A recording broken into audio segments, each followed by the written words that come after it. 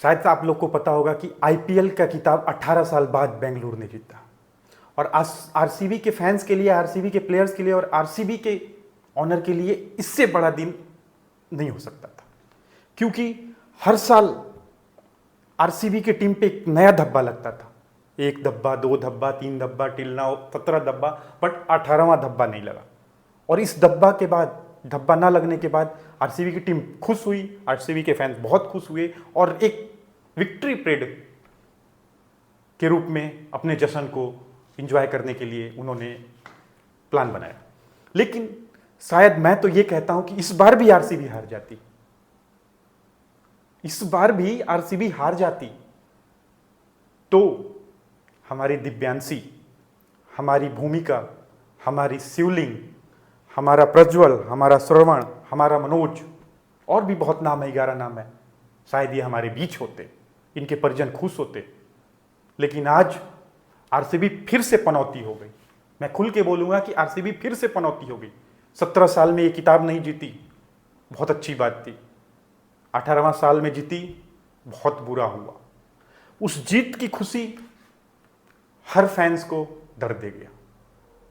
शुरू से लोग कहते थे कि आरसीबी पनौती थी, आज उसकी जीत भी पनौती बन गई। सबने जीता किताब, ऐसा नहीं है। मुंबई ने 5 जीता, चेन्नई ने 5 जीता, कोलकाता ने 3 जीता, औरों ने 1-1 जीता।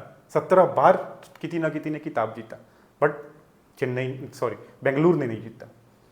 लेकिन जो बीते दिन चिन्नास्वामी स्टेडियम में घटना हुई, भगदड़ हुआ, उससे हर आरसीबी के फैन में के दिल में दर्द हुआ।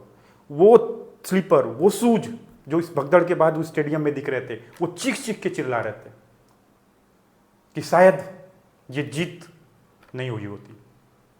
हर उस मृतक के माँ बाप यही सोच रहे होते कि शायद ये जीत नहीं हुई होती, शायद आरसीबी फिर से हार जाती तो उनके लिए अच्छा दिन होता, उनके बेटे, उनकी बेटियां, उनके परिजन बचे रहते। बट पता नहीं क्या हुआ, इस आरसीबी की पनौती दिन ने फिर दोबारा देश को एक बार मातम में झोंक दिया। और इससे बुरी बात, वहां के मुख्यमंत्री के बयान और राजनीतिक पार्टियों के पक्ष पे और विपक्ष पे लगाने वाले इल्जाम और शर्मसार करते हैं। हम सारे लोग इस नेताओं के लिए, इस सरकार के लिए या विपक्ष के लिए कीड़े मकोड़े की तरह, हमारी संख्या भी एक्चुअल नहीं आती कि हम कितने मरे थे, या हो वो आप मान लो कुंभ में भगदड़ हो, वहां भी संख्या क्लियर नहीं आई, या पिकनिक मनाने लोग ब्रिज पे गए थे वहां हो, या किसी की मूवी देखने आप जाते हो उसमें भगदड़ हो।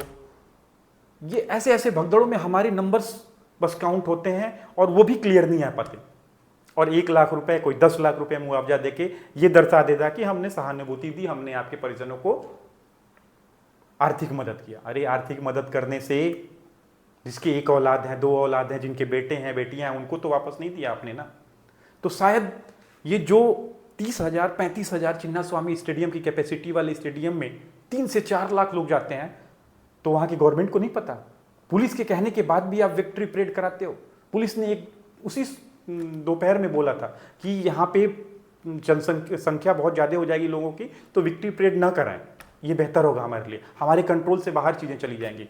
फिर भी मैनेजमेंट ने, आरसीबी के मैनेजमेंट ने विक्ट्री परेड कराया और सारे अपने खिलाड़ियों को बुलाया और चिन्नास्वामी स्टेडियम में परेड को भव्य रूप दिया। और वहाँ पे फैंस पहुँचे 3 से 4 लाख की संख्या में। और जैसे ही गेट खुला, भगदड़ स्टार्ट हुई और मासूम मरे, बड़े बड़े लोग मरे, जो उस भगदड़ से नहीं भाग पाते थे वो लोग मरे। और उसके बाद भी 43 लोगों की जो कंडीशन है बहुत बुरा है। हर माँ, हर बाप यही सोच रहा था ना कि अपने बेटे को अपने आइडियल का दर्शन करा दूं, क्योंकि क्रिकेट हमारे लिए बहुत बड़ी चीज़ हो गई। शायद इतना हम किसी गेम में अपना इंटरेस्ट नहीं दिखाते जितना क्रिकेट में दिखाते हैं। आज देखो, आप उस प्लेयर के लिए एक कीड़े मकोड़े की तरह हो। इंस्टाग्राम में एक पोस्ट आता है, 10 लाख रुपए मुआवजा दे देती है, क्योंकि उस आरसीबी के पास इस जीत से इतने फंड आए होंगे कि आप सोच भी नहीं सकते। तो उस फंड से मात्र 11 लोग को 1 करोड़ 10 लाख रुपए देके और अपने फंड को सेव कर लिया और आपको भी दिखा दिया कि हाँ, हम आपके साथ सहानुभूति पेश करते हैं। सरकार 1-1 लाख रुपए देके आपको सहानुभूति पेश करा दी। लेकिन इसी सरकार से मैं पूछता हूं, इसी कांग्रेस सरकार से मैं पूछता हूं, आज जो उनके मुख्यमंत्री बोल रहे हैं कि इस ड्यूरेशन में आप राजनीति ना करें, तो मैं इसी कांग्रेस से पूछता हूं कि जब कुंभ में भगदड़ हुआ था तो आप कहां थे? आपने तो कोई कसर नहीं छोड़ा। मैं उसी सपा नेता से पूछता हूं, उसी कांग्रेस के नेता से पूछता हूं कि आप तो चीख चीख के पुकार रहे थे कि क्या हुआ, आप संख्या नहीं सही दिखा रहे हो, मतलब हर लेवल पे जाके आप उस चीज को दर्शाए जहां तक आपको नहीं जाना चाहिए था। बट आपके साथ आज होता है, आज बेंगलुरु में आपके सरकार के समावेश में ये चीजें होती हैं, तो आप क्यों बोल रहे हो कि इस टाइम रोटियां ना सेका जाए? क्योंकि आपने ही इस राजनीति को इस लेवल पे ले गए, आपने ही इस राजनीति को इतने नीचे स्तर तक ले गए कि विपक्ष आज आपसे पूछेगा। तो मैं वाकई बोलूं तो इस सरकार के लिए, या भाजपा हो या कांग्रेस हो या कोई भी सरकार हो, इसके लिए आप नंबर मात्र हो, कीड़े मकोड़े हो, हर बार आपको कुचला जाता है और फिर 2 साल बाद 1 साल बाद भूल जाया जाता है। लेकिन कभी किसी ने नहीं सोचा कि हमें उस लेवल पे वहां सुरक्षा प्रोवाइड कराई जाए। 3 लाख लोग आ रहे हैं, 4 लाख लोग आ रहे हैं, जब पुलिस कह रही है तो वहां इसको हम कंट्रोल करें, मैनेज करें और इसको एक हिस्ट्री में क्रिएट कर दें कि हाँ, हमने 3 लाख लोग 4 लाख लोग के बीच में विक्ट्री परेड कराई थी और कोई दुर्घटना नहीं हुई। कभी आपने नहीं सोचा। जो आज आपको इस बयान की जरूरत पड़ी और ऐसे कंडीशन में आप राजनीति की बात कर रहे थे, तो मैं इस चीज़ से आप लोग को यही बोलूँगा कि ऐसे चीज़ को अवॉइड करें। ठीक है, आजकल सोशल मीडिया, इंटरनेट्स और हर जगह है, आप वहीं पे अपनी चीज़ों को एंजॉय करें, क्योंकि आप किसी के लिए बेटा नहीं हो, आप किसी के लिए भाई नहीं हो, आप किसी के लिए परिजन नहीं हो, आप अपने परिवार के लिए बस हो। आप दूसरे के लिए कीड़े मकोड़े हो, एक संख्या हो, आप मर गए, आपके लिए 10 लाख रुपए, 5 लाख रुपए, 2 लाख रुपए हो गए, बस इतना ही कीमत है आपकी। ना आपकी सुरक्षा के लिए कोई कीमत, मतलब प्रबंध है सरकार के पास, या आपकी सुरक्षा के बारे में कोई सोच ले, ये भी किसी के हाथ में नहीं है चीज़ें। वो आउट ऑफ कंट्रोल हो रखी हैं सबके लिए। लास्ट में सब यही बोल देता है कि संख्या ज़्यादा हो गई, मैंने किसी को नहीं बुलाया, मतलब तरह तरह के मतलब ऐसे बयान आते हैं जो सुन के आप भी हैरान हो जाए कि इसी सरकार को हमने चुना था। और इसके बाद एक यूट्यूबर ने इस बात को बहुत डंके की चोट पे उठाया, तो उसको भी लोग बोलते हैं कि अनसब्सक्राइब कर दो इसको, या अनसब्सक्राइब कर देंगे आपके चैनल को। तो ये ओछी चीज़ें, बहुत गंदी चीज़ें हैं। शुभांकर मिश्रा ने बहुत इस पे वीडियोस बनाए और बहुत बार इस क्वेश्चन को पूछा कि क्यों, जब पुलिस ने बोला था 1 बजे, तो आपने 3 बजे क्यों ऑर्गेनाइज कराया इन चीज़ों को? और इस पे फैंस बोल रहे हैं कि आपको अनफॉलो करना है। अरे कर दो अनफॉलो। आपके अनफॉलो और फॉलो से उसने अपने कैरियर को नहीं बनाना, वो खुद बना रखा है कैरियर।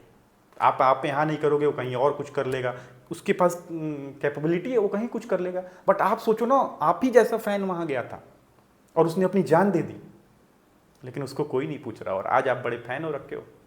अरे फैन तो ठीक है, लेकिन सही को सही और गलत को गलत बोलना सीखो, अदरवाइज आप भी इन्हीं लोग जैसे एक दिन कुचले जाओगे इस भगदड़ में, अगर ऐसे ही चीज़ें रही।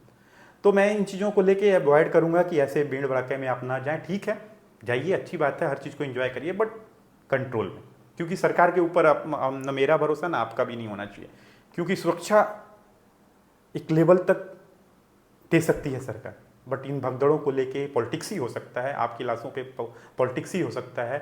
10 लाख रुपए ही मिल सकते हैं, कोई 20 लाख दे दे, बट इससे ज़्यादा आपकी कीमत भी नहीं है, और आप सोचना भी मत। तो अगर वीडियो अच्छी लगे तो लाइक करें, अपने सुझाव को कमेंट बॉक्स में जरूर डालें और चैनल को सब्सक्राइब करें। Thank you for watching this video. हाँ।